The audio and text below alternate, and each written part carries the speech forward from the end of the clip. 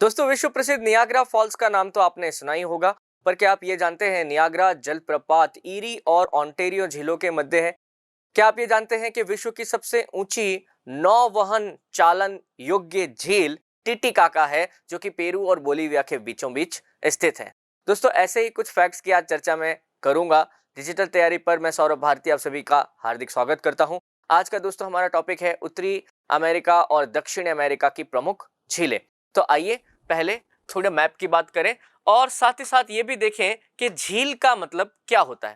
देखिए, पानी का कोई भी ऐसा स्रोत जो चारों तरफ से भूमि से घिरा हुआ है, लैंडलॉक्ड है, इसे आप झील कह सकते हैं।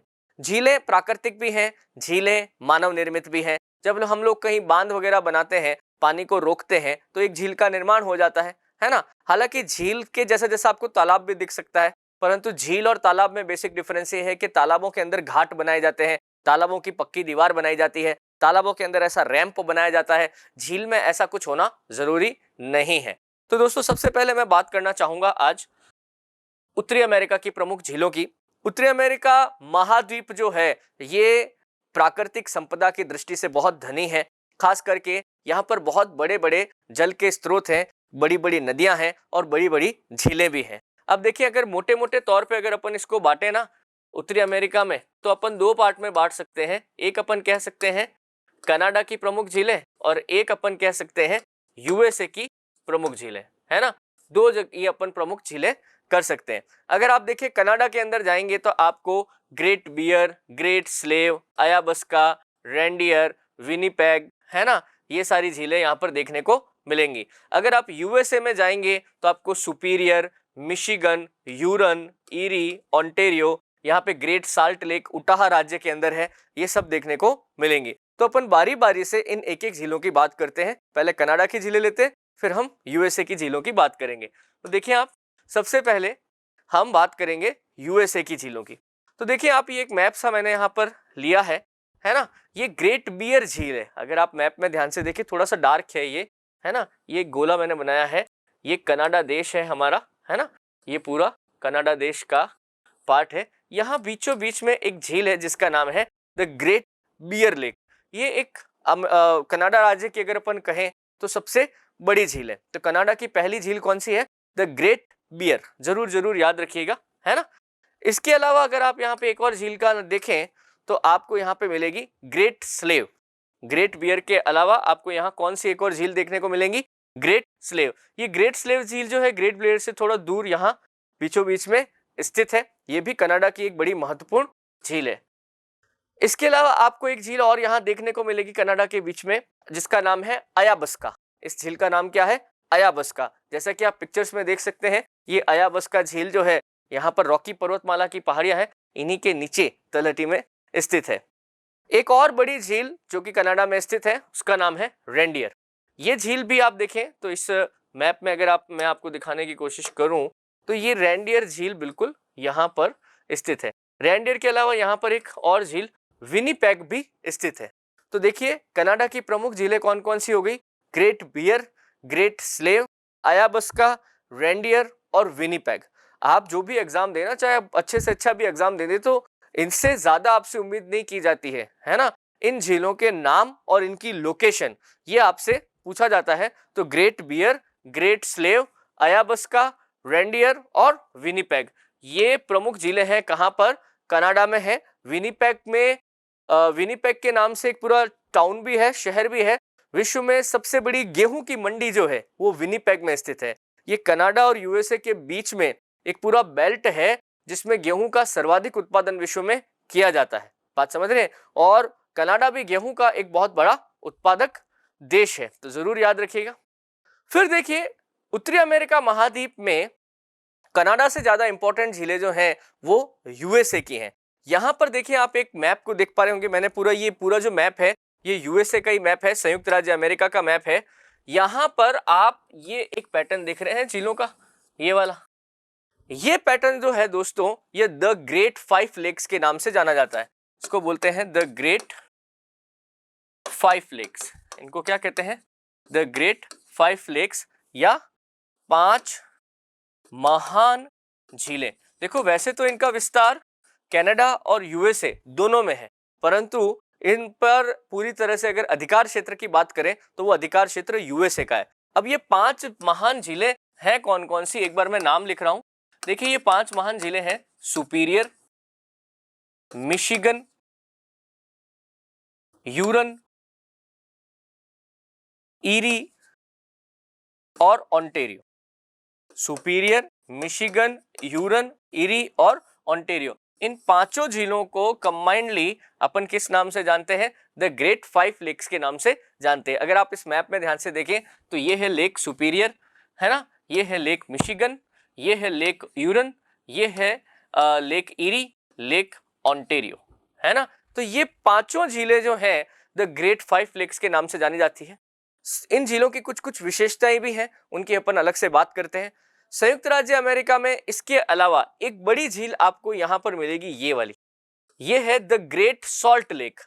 द ग्रेट सॉल्ट लेक यानी कि नमक की झील है। अमेरिका का एक प्रांत है उटाहा, उटाहा प्रांत के अंदर ये झील स्थित है, जो संयुक्त राज्य अमेरिका की खारे पानी की सबसे बड़ी झील है। ये जो 5 महान झीलें हैं ये सभी मीठे पानी की झील है। तो अपन एक एक की बात करते हैं। सबसे पहले मैं बात करूंगा लेक सुपीरियर की, यानी सुपीरियर झील की। देखिए आप, सुपीरियर झील जो है इन पांचों झीलों में सबसे बड़ी है। ये वाली जो है झील पूरी आप देख पा रहे हैं ना, इतना बड़ा ये पानी का स्रोत है, ये सुपीरियर झील है ना। सुपीरियर झील अमेरिका की या उत्तरी अमेरिका की ही नहीं, ये पूरे विश्व की सबसे बड़ी मीठे पानी की झील है। मैं लिख देता हूं, सुपीरियर झील विश्व की सबसे बड़ी मीठे पानी की या ताजे पानी की झील है। The world's largest fresh water lake कौन सी है? सुपीरियर लेक, सुपीरियर, इसको आप जरूर याद रखिएगा, है ना। सुपीरियर 5 महान झीलों का एक पार्ट है। ओके, इसके अलावा देखिए आपके पास एक झील और कौन सी है यहाँ पे, है ना, ये झील जो आपको दिख रही है ऐसी लंबी सी, ये है लेक मिशिगन। इस झील का नाम क्या है? मिशिगन झील, है ना। इसके अलावा आप ये साइड में देख पा रहे हैं, ये एक और भाग है ना, ये वाला, ये है यूरन। ये झील कौन सी है? यूरन।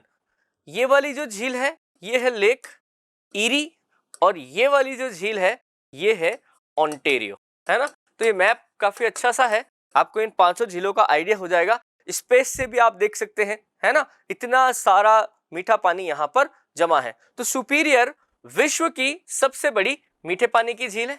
इसके अलावा जैसा कि मैंने आपसे कहा, लेक मिशिगन आपको यहां पे मिलेगी, लेक ओंटारियो आपको यहां पर मिलेगी, है ना। इसके अलावा आपको यहां पर ईरी झील यहां पर मिलेगी, है ना।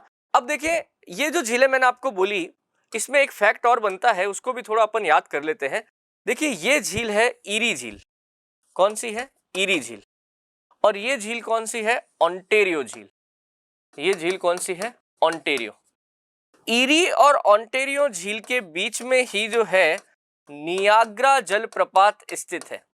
नियाग्रा जलप्रपात विश्व का सबसे बड़ा जलप्रपात, द वर्ल्ड्स लार्जेस्ट वाटरफॉल, है ना, वो कौन सा है? Niagara waterfall. ये नियाग्रा वाटरफॉल की एक पिक्चर है, आप भी कभी सर्च करिएगा, बहुत ही खूबसूरत जगह है, जाने का मौका भी मिले तो आप जरूर जाके आए। नियाग्रा जलप्रपात कौन सी 2 झीलों के बीच में है? ईरी और ओंटारियो झीलों के बीच में। एक और अच्छा फैक्ट है, एक यहां पर रिवर है, इस रिवर का नाम है सेंट लॉरेंस। कौन सी नदी है? Saint Lawrence. सेंट लॉरेंस नदी जो है इन पांचों महान झीलों को आपस में जोड़ती है। कभी आपसे पूछ लिया जाए ये जो 5 महान झीलें हैं इनको आपस में जोड़ने वाली नदी का क्या नाम है? सेंट लॉरेंस नदी। सेंट लॉरेंस नदी जो है अपने आंतरिक जल मार्गों के लिए बड़ी प्रसिद्ध है। देखिए मैंने एक मैप लिया है सेंट लॉरेंस नदी का, आप देखें ध्यान से, तो यहां पर सेंट लॉरेंस नदी की ये खाड़ी है और अटलांटिक महासागर आ जाता है। बेसिकली अटलांटिक महासागर में सेंट लॉरेंस नदी जाकर गिरती है, वहां से मतलब समुद्र के अंदर से आप सीधा जहाज लेके अंदर आप एक्सेस कर सकते हैं। इस नदी के सहारे सहारे आप संयुक्त राज्य अमेरिका में बहुत अंदर तक आप नाव से यात्रा कर सकते हैं। ये एक बहुत ही महत्वपूर्ण जल मार्ग है, बात समझ रहे? संयुक्त राज्य अमेरिका में जल मार्गों को बहुत महत्व दिया गया है। जल मार्ग आपको मालूम ही है, कॉस्ट कम आती है, मेंटेनेंस कॉस्ट 0 है ना। और आपके ये जिसको बोलते हैं हर साल मौसम में खुले रहने वाले हैं मार्ग हैं। अब क्योंकि ये वो बर्फ जमने वाली स्थिति तो है नहीं, नदियां हैं तो तूफान आने वाली स्थिति है नहीं, है ना, तो साल भर यहाँ पे अच्छा मूवमेंट होता है। तो यहाँ पर स्टेट के यानी अलग अलग स्टेट के बहुत सारे लोग जो है छोटे छोटे शहरों में आने जाने के लिए यहाँ की बड़ी बड़ी नावों का प्रयोग करते हैं। तो दो फैक्ट आप याद रखेंगे यहाँ पर, एक तो ईरी और ओंटारियो झील के बीच में नियाग्रा वाटरफॉल, नियाग्रा जलप्रपात स्थित है। दूसरा, सेंट लॉरेंस नदी इन 5 महान झीलों को आपस में जोड़ती है। सेंट लॉरेंस नदी अपने जल मार्गों के लिए प्रसिद्ध है। तो दोस्तों ये बात हुई यूएसए की 5 महान झीलों की। नेक्स्ट देखते हैं अपन आगे। आगे हम बात करेंगे, देखिए, दक्षिणी अमेरिका महाद्वीप की प्रमुख झीलों की। देखिए, वैसे तो दक्षिण अमेरिका महाद्वीप भी नदियों और झीलों के मामले में बहुत रिच है। हम किसी और लेक्चर में यहाँ की उत्तरी अमेरिका की और दक्षिण अमेरिका की नदियों की भी बात करेंगे, पर फिलहाल यहाँ पर 2 झीलें हैं जिनकी तरफ आपको ध्यान देना चाहिए। पहली झील है, देखिए यहाँ पर वेनेजुएला देश है। वेनेजुएला देश में एक झील है लेक मरकाइबो। कौन सी है? लेक मरकाइबो, है ना। मरकाइबो झील ये वेनेजुएला देश में स्थित है और कच्चे तेल के उत्पादन के लिए प्रसिद्ध है। अभी और चर्चा करते हैं इसकी। एक झील है यहाँ पर जिसका नाम है टिटिकाका, जो कि पेरू और बोलीविया देशों की सीमा पर है। टिटिकाका झील विश्व की सबसे ऊंची झील है जो साल भर नौका वहन के लिए खुली रहती है। देखो, इसका एक अच्छा सा मतलब है ना। टिटिकाका से ऊंचाई पर भी काफी सारी झीलें हैं, परंतु सर्दियों में वो झीलें पूरी तरह से जम जाती हैं, तो फिर वो झील की श्रेणी में नहीं आती, वो ग्लेशियर टाइप का हो जाता है ना। पर टिटिकाका वो झील है जो साल भर नेविगेबल है, यानी कि नौका वहन के लिए खुली रहती है। तो यहाँ पर आपको दक्षिण अमेरिका महाद्वीप में 2 झीलों पर कॉन्सेंट्रेट करना है। एक तो वेनेजुएला की मरकाइबो लेक और दूसरी टिटिकाका झील जो कि पेरू और बोलीविया की सीमा पर है। इनका थोड़ा सा अपन अलग से मैप देखते हैं, थोड़ा और आइडिया होगा। देखिए, ये सबसे पहले हमने टिटिकाका झील को लिया है। जैसा कि मैप में आप आराम से देख सकते हो, टिटिकाका झील के एक तरफ बोलीविया देश है, एक तरफ कौन सा? बोलीविया देश है ना, और एक तरफ कौन सा देश है? पेरू देश है ना। इनके बीच में ये देखिए इतनी बड़ी वाटर बॉडी है जो इन दोनों देशों के अंदर फैली हुई, पेरू और बोलीविया के बीच में, है ना। टिटिकाका विश्व में नौका वहन योग्य सबसे ऊंची झील है। बोलीविया की देखिए राजधानी भी आप याद रखें तो अच्छा होगा। बोलीविया की जो कैपिटल है उसका नाम है लापाज। पेरू की कैपिटल का नाम है लीमा। पेरू की कैपिटल क्या है? लीमा। लापाज के साथ एक और फैक्ट जुड़ा हुआ है। लापाज जो है ये विश्व में सर्वाधिक ऊंचाई पर स्थित राजधानी है। सर्वाधिक ऊंचाई पर स्थित राजधानी है। बात समझ रहे भाई? विश्व के जितने भी देश हैं, हर देश की कुछ ना कुछ कैपिटल तो होती है ना, राजधानी होती है ना। विश्व में जितने देश हैं उन सब की जो राजधानियां हैं उसमें सबसे ऊंचाई पर स्थित जो राजधानी है वो बोलीविया की है। कौन सी है? लापाज। ओके, एक फैक्ट और याद रखेंगे आप टिटिकाका लेक का। टिटिकाका लेक का एक और नाम है हनीमून लेक। ये कई बार पूछा हुआ है एसएससी जैसे एग्जामों में कि कौन सी लेक हनीमून लेक कहलाती है, क्योंकि आप देखें तो बहुत ही सुंदर नजारे यहाँ पर आपको देखने को मिलते हैं। बहुत ही अच्छा पिकनिक स्पॉट है और नए शादीशुदा जोड़े जो हैं यहाँ पर अपना हनीमून सेलिब्रेट करने के लिए भी जाते रहते हैं। इस वजह से इसका नाम क्या पड़ गया है? Honeymoon lake. तो ये झील थी दोस्तों कौन सी? टिटिकाका। नेक्स्ट देखिए जो हम बात करने वाले हैं वो है मरकाइबो झील। कौन सी? मरकाइबो। देखिए, मरकाइबो बड़ी इंपॉर्टेंट लेक है। क्यों? आप देखें तो ये मरकाइबो झील वेनेजुएला देश का हिस्सा है। वेनेजुएला विश्व के अंदर one of the largest crude oil exporter है, मतलब विश्व का सबसे बड़ा कच्चा तेल निर्यातक देश है। ये ओपेक देशों का भी सदस्य है। ओपेक मतलब ऑयल प्रोड्यूसिंग कंट्रीज जो है ना, उनका एक बड़ा सदस्य है। वेनेजुएला की अर्थव्यवस्था आप समझ लीजिए ऑलमोस्ट 90% जो है उनकी अर्थव्यवस्था में जो पैसा आता है वो कच्चे तेल के उत्पादन से ही आता है। हालांकि 2014 के बाद से वेनेजुएला की अर्थव्यवस्था की हालत लगातार खराब होती रही, क्योंकि ज्यादातर जो कंपनियां थी वो स्टेट ओन थी और जो भी लोग कर्मचारी काम करते थे सब स्टेट की कंपनी में ही काम करते थे।